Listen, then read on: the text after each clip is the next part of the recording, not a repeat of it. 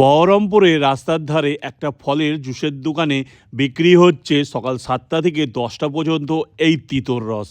এই তিতর রসকে ছোটোবেলায় আমার ঠাকুমার কথা মনে পড়ে গেল। প্রায় প্রত্যেক দিনই আমাদের ভাই বোনকে এই রস করে খাওয়াতো শরীরের উপকারিতার জন্য। প্রায় 20 থেকে 30 রকম জিনিস দিয়ে, যেরকম নিম পাতা, কারি পাতা, তুলসী পাতা, পিপল পাতা, অ্যালোভেরা, আমলকি, আদা, হলুদ, উচ্ছে, শিউলি পাতা, জাম পাতা ও আরও অনেক কিছু। তার সাথে অর্শগন্ধা, পিপলের বিছন, অর্জুন গাছের ছালের জল আর চিরতার জল দিয়ে এই তিতর রসটা তৈরি করছে প্রত্যেক দিনই এখানে। যখন এই দোকানের খোঁজ পাই আমি ভাবলাম যে এই তিতর রস এখন আবার কারা খায়, কিন্তু দোকানে যখন 7:30টার দিকে পৌঁছালাম দেখলাম বেশ ভালোই ভিড় জমেছে এই তিতর রস খাওয়ার জন্য। খালি পেটে তিতর রস খাওয়া খুবই উপকারিতা, সেই সব বিষয়ে জানতে হলে গুগলে একবার রিসার্চ করে দেখে নিতে পারো। ভিডিওটি প্লিজ শেয়ার করে দিবেন, তাহলে অনেকেরই উপকারিতা হতে পারে এই দোকানের খোঁজ পেলে। এখানে 1 গ্লাস তিতর রসের দাম 20 টাকা করে। আর এখানে শুধু এই তিতর রসও নাই, দিনের বেলাতে সব ধরনের ফলের জুসও অ্যাভেলেবেল থাকে এই দোকানে।